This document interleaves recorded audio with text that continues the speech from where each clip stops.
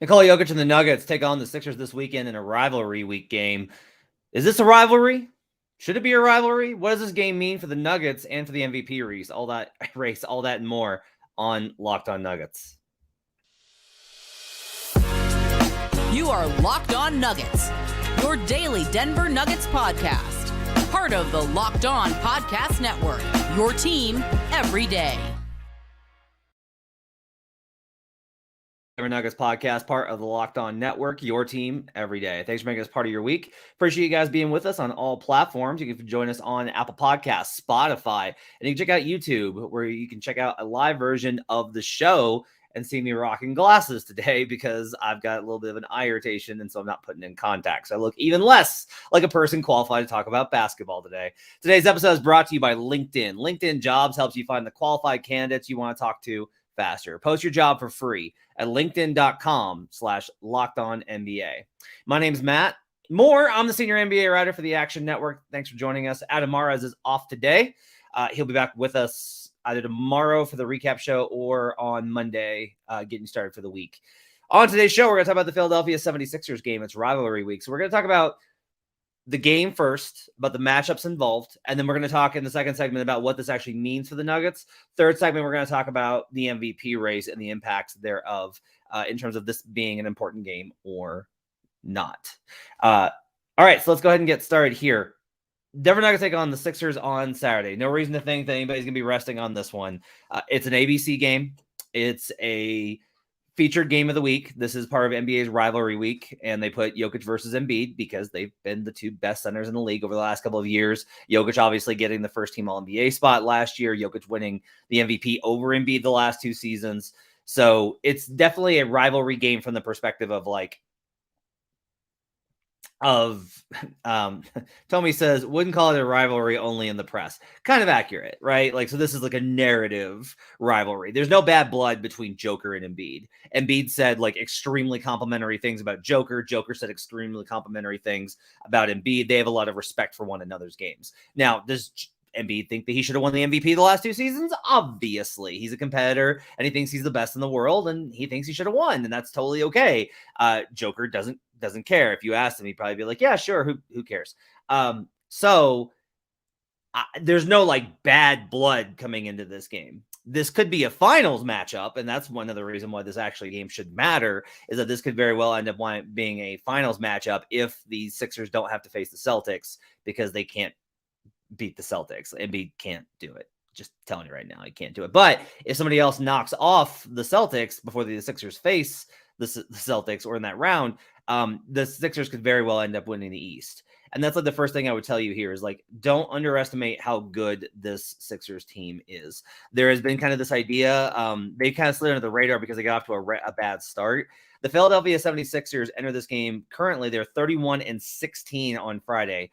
They are sixth in overall offense via dunks and threes, schedule adjusted compared to third for the Nuggets. And they are seventh in overall defense compared to 15th for Denver. And you can say, well, Denver over the last 2 weeks or last month, the last 20 games, and that's absolutely true. The Sixers have also been awesome. These are two really good teams that are going to be facing off, and they bring a lot of firepower to the matchup. So there's a lot of stuff here to kind of chew through.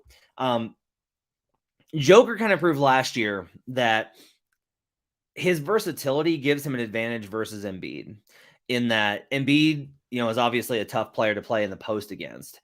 And Joker's ability to play in space, this is one of the things that he does when he faces bigger opponents that can challenge him more physically, is he likes to get on the run. He gets off of the catch. They move Joker off ball, and then he cuts, grabs the ball, and is able to make a play, either scoring or passing. And that's, I think, what we'll see a lot of in this game.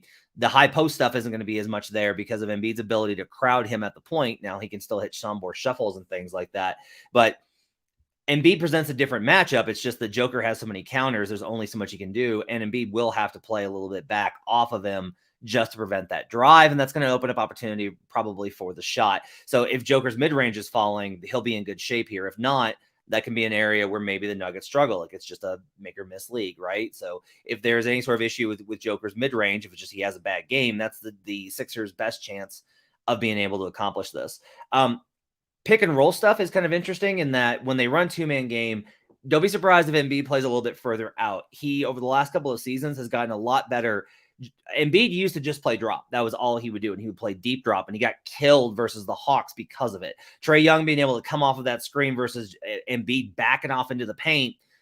Young absolutely just killed them in that playoff series with floaters. If he does that in this game, if he's not paying attention, if he's not locked in, then that's going to be an opportunity for Murray to be able to score, is coming off of the pick and being able to hit the floater. They will play more aggressively at the level, though, especially on side pick and roll action. The Sixers really love to take advantage of crowding you in space. So they will go over in those situations to try and apply pressure. The other stuff is all switches. An important matter of this is going to be if they match up Harden on Aaron Gordon's going to have to avoid trying to post him up. That's always the temptation, and I cannot stress how much of a bad idea this is. And if you say, like, well, obviously they won't do that, they know better than that. Well, I'm just telling you, everybody knows in the league that Harden's a really good post defender, and teams try it anyway. It's the same thing with Jamal, right? Harden will probably try it on Jamal. Harden will probably try and back down Jamal a little bit in the minutes that he's matched up with him. That won't work either, right? And so the Nuggets can probably switch this a little bit. Embiid, I would say that you don't want to switch 1-5 here because, one, you don't want Joker on Harden or Maxey, and two, Embiid can just turn around and shoot over Jamal pretty well. Like, he's one of the best. Like, this is the two best post players in the league. They're the two best centers, but when I say best post players, it's like, oh, that's obvious. We know that. It really needs to be stated how much it's just Joker and Embiid, and then there's everybody else in the league from a post perspective at the center spot. There's nobody close to their volume, and there's nobody close to their efficiency. Joker's more efficient because he's Joker, but Embiid's efficiency is still really incredible. Foul trouble is the other kind of really big thing here. They're going to need to really manage how they approach it. If Embiid is smart, and Embiid's a pretty smart guy, but if he were, one of the things that he would really need to do is to attack Joker to get him in foul trouble, because if you're able to get Joker off the floor, obviously that's a huge advantage. Don't be surprised if DeAndre Jordan plays a little bit in this game. They'll probably, I would say that Malone will likely try the Zeke-Vlatko combo. In the minutes where Embiid is on the floor versus that combo, it could get rough. Maybe he'll go to DeAndre Jordan, but he'll probably at least give it a shot in trying Zeke and see how it goes, and then go to DeAndre if he needs to. I would worry about Zeke fouling out in that situation. I think that going to this is honestly one of the matchups I like most in this is probably the minutes where Zeke will be on the floor versus Tobias Harris. The Nuggets have a lot of combos to be able to fight Tobias Harris's scoring, and Harris is a guy that doesn't get a lot of attention, but his ability as a third scorer to fill in the gaps is pivotal. If you take that away, the Sixers offense is going to kind of decrease a little bit. So that's, I think, a big thing that's going to wind up having to happen. CT3 is here. Jeff going to overtake Vlatko's minutes. You guys, CT, I'm begging you. Just, like, Vlatko's good, and he has a role in this team. You got to just chill a little bit. I like Vlatko versus Tobias as well. I think that's a pretty good matchup. In those minutes where Harden runs against the second unit, if there are any, I would imagine that the switch all will work there. That's where you really want that second unit lineup, is you want to be able to switch all versus Harden non-Embiid minutes. That's where that second bench unit, the new bench unit, can really have actual success, is being able to play. The reason the teams started going to switch all versus Harden is it's just way more effective than trying to limit him in pick and roll, because when you give him any pick and roll threat, it's going to be a problem. I'll also say this, that the second unit lineup of Vlatko and Zeke, if they try that versus Montrezl Harrell, it's going to be really, that's not a great matchup for the Nuggets. Now, maybe they kill it in those minutes. They get stops and they run and they score. From a half-court perspective, it's not ideal, and here's why. Trez is extremely vulnerable versus pick and roll action. That's how you beat Montrezl Harrell, is you can just run pick and roll at him all day and beat him. He's a bad pick and roll defender. The Nuggets don't really run pick and roll in that second unit. You know, if Jamal gets active, sure, but without like a real key screening threat, that plays into Montrez's strengths. So I worry a little bit about their ability to attack Trez the way that you need to in those minutes, because they don't have a traditional 1-5 pick and roll threat with the combinations that they currently have. And on the other end, Trez will be able to really body through Zeke and finish a lot at the rim. Like Montrez is a beast. He's a big physical guy, and Zeke tends to foul a lot in those situations. So I think that's one that kind of needs to be made aware of. Danny says Maxi's going to be an issue against Jokic if he gets minutes against the starters, and Bone says no chance. Would agree with that. Like Tyrese is going to get downhill. I don't really know what you do here versus Maxi. He's coming off the bench, so he's going to be playing in a lot of those non-Joker minutes. And, other than really staggering KCP to counter and put him on Maxi to limit him, I think they could be in some trouble. Switching will help, but like Maxi Harrell is going to be a tough counter for that unit. And I'll say this, it's not like I think DeAndre is a solution here, because if you run DeAndre, you got to play drop. And then Maxi's going to be able to get downhill or pull up floaters or pull up shots on him. There's not a good combo here for the Sixers bench unit, which is really good when you got Tyrese Maxey, who is awesome in that second unit. Like that's going to be a really tough matchup. That doesn't mean that the Nuggets can't win those minutes. They can, because things can get random. But those are kind of my thoughts overall on like what this is going to look like. The other thing I will say is that this could be Aaron Gordon has not looked good recently. He's looked tired. I think they should have gotten him an off game on Wednesday, and they didn't. Instead, he had higher usage. He's going to need to be really good in this game, because Tobias is a big body, but he's going to probably have trouble with the physicality. PJ Tucker is going to be a tough matchup as well. Like Aaron needs to be great in this matchup, or PJ Tucker is going to give him real problems. PJ Tucker's not going to get surprised by those cuts. Like PJ Tucker will be locked in when he's focused on AG, and that's going to be a matchup I think you're going to see a lot. One thing I will tell you is that PJ Tucker, I have literally seen him dismantle other team sets. Like watched a lot of this film over the summer, and you would just see these sequences where PJ Tucker single-handedly destroys pick and rolls, destroys cutbacks, destroys horn sets, destroys all of these different kind of things. PJ Tucker is one of the most disruptive defenders you will find in the NBA. A lot of the stuff that the Nuggets do, he is going to recognize. So don't be surprised if there's a lot of swipes and steals, and that some of the easy stuff they usually get is harder versus PJ Tucker. All right. Let's take a break. I want to come back and I want to talk about why this game matters for the Nuggets and why it's actually like an important game and not because of rivalry week. We'll do that when we come back on Locked On Nuggets. But first, I got to tell you about FanDuel, our newest betting partner. The NFL playoffs are here, and we're really excited about our new sports betting partner for Locked On, because they're the number one sports book in America, FanDuel. If you're new to FanDuel, that's even better. They've got so many great features that make betting on sports fun and easy. New customers join today to get started with $150 in free bets guaranteed when you place your first $5 bet. Just sign up at FanDuel.com/lockedon. FanDuel has all your favorite bets, from the money line to point spreads to player props. You can even combine your bets for a chance at a bigger payout with the same game parlay. I have a parlay this weekend that's Bengals over points, Chiefs under points, and Bengals money line. And I'm not emotionally hedging. I'm just, Mahomes has a bad ankle. Burrow's never lost him in what they're calling Burrowhead. So kind of seems like the Bengals are going to win there. You can combine those bets into a same game parlay, and the payout is that much bigger. All on an app that's safe, secure, and super easy to use. Football fans, don't miss out. Place your first $5 bet to get $150 in free bets, win or lose, at FanDuel.com/lockedon. Make every moment more with FanDuel, official sportsbook partner of the NFL. We'll be right back on Locked On Nuggets.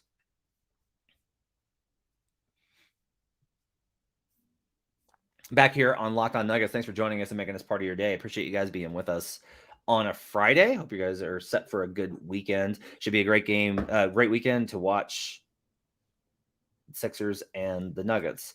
True Teller says, Matt, what do you think? How should the Nuggets defend Harden and Embiid pick and roll? Harden's so good with the pocket pass. The best way is to switch with Zeke and AG. Embiid averaged 19 points per game against Miami. I would tell you that the best way to do it is legitimately to blitz Harden and dare Embiid to make mid-range jumpers. That's like the biggest thing.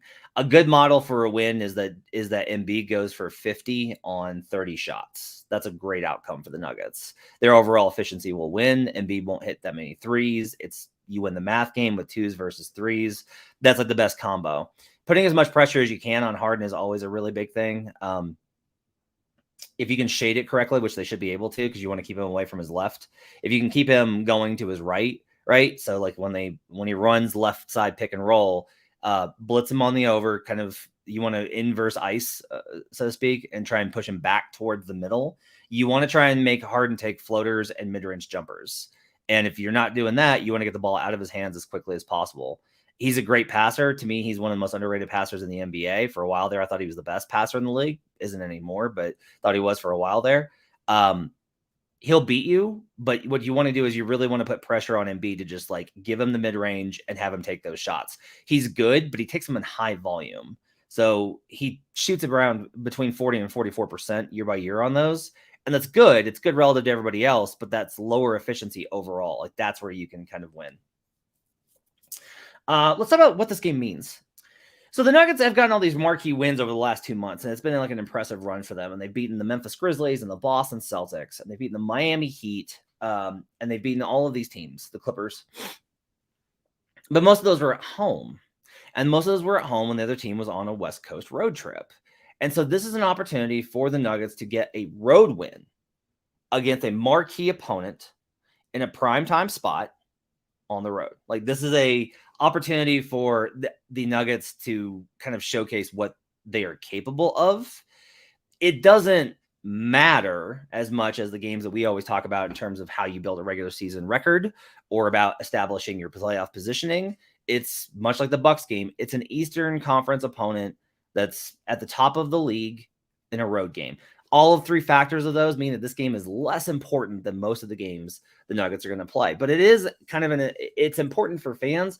And from their perspective, I think you want to make sure that you're not disappointing in these spots. You don't have to be dynamite. Like beating all of the good teams on the road doesn't get you anything for the regular season. It helps with your record, but it doesn't ultimately really help that much in the grand scheme of things. But losing them all can be a little bit bigger of an issue. Now, the Nuggets have already proven they can win on the road. They've gotten wins versus the Warriors on the road this season, and they've knocked off some other teams when on the road. But this is an opportunity to kind of prove that like you can go into another team's building, a great team's building, and win and beat them. You don't want to be that team that is only capable of beating teams at home or only capable of beating the bad teams on the road. You want to be a team that does have like a well-balanced win profile in terms of the playoffs. This goes against a lot of what I talk about in terms of like what games matter. It's more a matter of this game can show you something about the long-term stuff versus the regular season stuff, which is only for the regular season. Like if you ask me like what's the most important game for the Nuggets, it's like, well, it's a home game versus OKC is like literally the most important. It's a sub 500, just barely. It's a sub 500 game versus a division opponent at home. Like that circles all my boxes for how you build a regular season resume. But the Sixers game is an entirely different one in that that's for the regular season. This is this is more of a playoff projection. And you don't want to show too much here in case you do wind up facing the Sixers in the finals, but you do have an opportunity here, to send a message. And I think the players can get up for games like this easier than they can for games like versus the Thunder. So, Tommy says statement win. Yeah, that's a lot of it. I don't necessarily know that statement wins mean much to the players or that they are necessary, that they help all that much. But it is kind of like if they come out with a win here, it only adds to how impressive and dominant the Nuggets are. And if you want to just get into the strictly nuts and bolts of it, this has been pointed out by many people, including Ryan Blackburn on Twitter. If they win this game, the Denver Nuggets are going to tie for the best record in the NBA. They are tied in the loss column with the Boston Celtics now after the Celtics lost to the Knicks on Thursday night. So, this is a chance for them to take the outright lead in the NBA overall. And, of course, look, you got to worry about the West first, but knowing that the possibility of having home court advantage throughout the playoffs and the finals, that's a pretty nice carrot to have in finishing with the league's best record. Kujal says, the Sixers aren't coming out of the East versus both Boston and the Bucks. Good team, but Giannis will be the best player in a 7-game series. Look, I would have agreed with you coming into the season. I would tell you that you need to pay pretty close attention to Milwaukee's offense. It's bad. They don't have a lot of wings. They're trying to make trades. If they're able to pull off the right trade, I think they can get there. They were very close on a Jay Crowder deal. There's still a lot of belief that one could wind up coming through. But the Bucks don't have any wings. The Sixers can score in a lot of different ways. They have a lot of scoring. They have firepower. The Bucks don't. Drew Holiday, his playoff history of scoring is poor. His playoff history of defense is elite. It's choice. But scoring-wise, the Bucks have a lot of problems. Boston, I agree with you. I don't see any way that the Sixers get past Boston because I've seen Boston just absolutely solve Embiid too much. Their ability to bring doubles and have Al Horford, who is his kryptonite, play against Embiid means I will never be able to bet on Embiid to win that series. But if Boston and Milwaukee play in round 2, which is entirely possible, then I think that there is a pretty good chance that the Sixers can avoid Boston entirely. Like a scenario where the Celtics get the 1 seed, the Sixers get the 2, and the Bucks get the 4 is entirely possible with where the standings are. And if that happens, I think there's a pretty good chance for the Sixers to come out of the East. The Sixers can beat the Bucks. The Bucks should be favored, but the Sixers can beat the Bucks. I don't think they can beat the Celtics. So this team, Logan says, double the crap out of Embiid. Yes, I will point this out that yes. You don't want to send the double because Jokic can't handle him. You want to send it because he doesn't handle it well. He's never been able to do it without turning the ball over. It continues to be a problem even this far in. So if you send doubles from the weak side, this is where Bruce Brown could probably help you a lot if MPJ is unable to go again for personal reasons. So that I think is like a lot of the equation. Just another itch guy says Memphis is the Bucks without a superstar and championship experience. The 3-point volume is a little bit different there. So the Bucks shoot a lot of threes, and that makes up the margin. The Grizzlies don't. And that's kind of like where the equation shifts. The Bucks can beat you with like, hey, they're not that efficient, but they shoot in volume from 3, and their efficiency edge there makes up the difference when you factor in Giannis's ability to be Giannis, right? Versus Ja is like singularly spectacular, but they don't have the shooters. That's the differential there.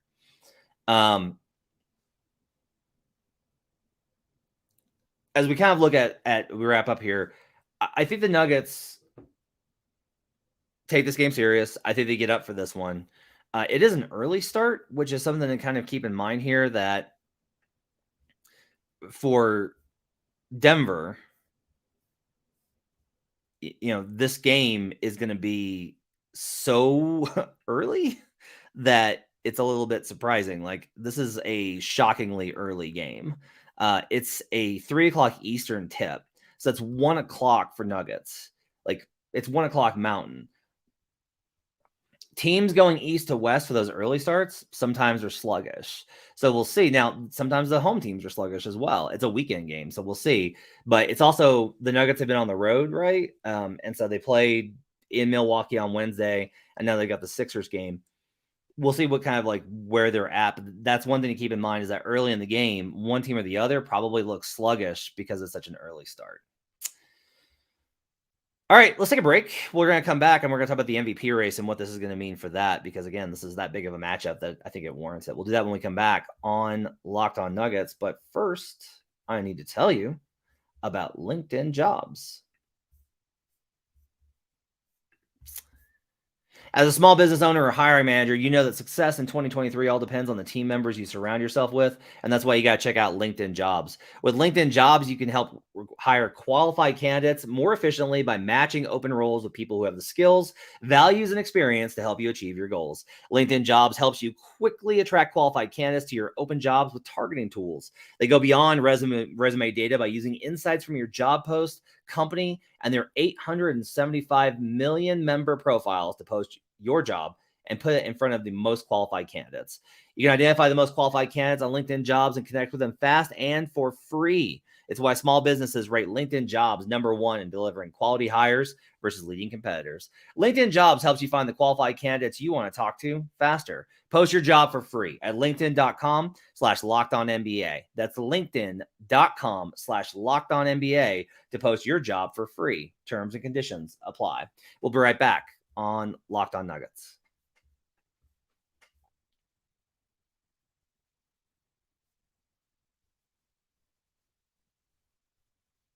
Back here on Locked On Nuggets. Thanks for joining us and making us part of your day. Appreciate you guys being with us. Folks have asked if the Nuggets came back to Denver. I actually haven't checked on that. I should. I will send a text message and find out that later. Kujal says, I think that Embiid makes the most maximum case for his MVP chances by taking a boatload of shots in this game. So that kind of brings us to the MVP question here. This is a showcase game. which is why, Richard Jefferson was pretty stupidly. Like, I think RJ's smart and knows the league better than I do, but RJ was like complaining about Joker missing that Wednesday game, and I'm like, of all the guys, RJ, like of all the guys, of all the players in all the world that you're going to criticize, maybe not go after Joker, who's played 96% of all games over the last couple of years and a ton of minutes.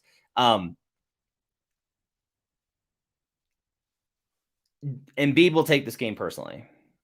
He gets up for games like this. Now, he did that 2 years ago, and it didn't work out for him. Like, it just didn't work out for him. The Nuggets got the win. This is a lot of it, is that voters are able to see the difference between just like putting up points and who controls the game, especially in these marquee spots. That's where it enables you to like, that swings a lot of people that are resistant to the stats argument for Joker when they're able to be like, God, he was awesome in that game. And it's like, yeah, but Embiid had 28 and he only had 23. Yeah, but Joker was so much better. Now I will say this, like, Embiid's going to get up for this game. There's an interesting question of whether Joker gets up for it. Joker will say he doesn't, and the impression is obviously that he doesn't, and that he doesn't care. But like, and Joker's prideful, like all players are. And so I don't think that he doesn't care at all. And he does, I'll say this, Joker does relish and value these opportunities when the game has more of a feel that it matters. Like, he's just more engaged in games like this than ones versus the Rockets or the Magic. Like, this is a game that feels big, and players get up for games that feel big. And if Joker gets up for this game, he's going to look better and he's going to show what he's capable of. These are two teams that I think are absolutely top tier. Like, these are two championship level teams.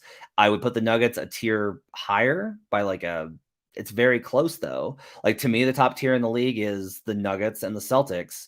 And then there's a drop, and then it's like Grizzlies, Sixers, Nets, Bucks, Warriors, although the Warriors can get to the top tier if they try. So this is an opportunity, really, honestly, when you look at it, like, this game means more to Philly, because Philly needs some sort of momentum to build towards the idea that they are a threat. Like, they've been under the radar. And I've said a lot, like, that's a good place to be. Like, you want to be the team that's under the radar, but there also becomes this kind of element of like, yeah, but nobody takes you seriously. It's an opportunity for the Sixers to be noticed. And then it's an opportunity for Embiid to put himself back in that conversation. Like, a dominant performance, and people will be talking about, well, why isn't Embiid the MVP? Look at the record and look at how good he's been. And he's averaging over 30 a game, right? The Nuggets aren't going to shut down Embiid. They're not built to do it. I don't think that their defense is built to do it. They can limit the Sixers. I think they can defend the Sixers well, but they're not built to defend Embiid. And especially, again, this is going to be a big deal. If Embiid's able to get Joker in foul trouble, that's going to decide a lot of this game. So that to me is the biggest thing you got to watch. Evan says Jokic can feel in control of the game without stats, which I don't think Embiid can do. True. It's not a huge fault of his. I think very few people are capable of doing this. I would agree. Like, I don't even think Luka controls the game the way Jokic does. I think really it's like CP3, Embiid, or it's CP3, Joker, LeBron, Harden. Harden can do it. Harden has a really good feel for how to control the game.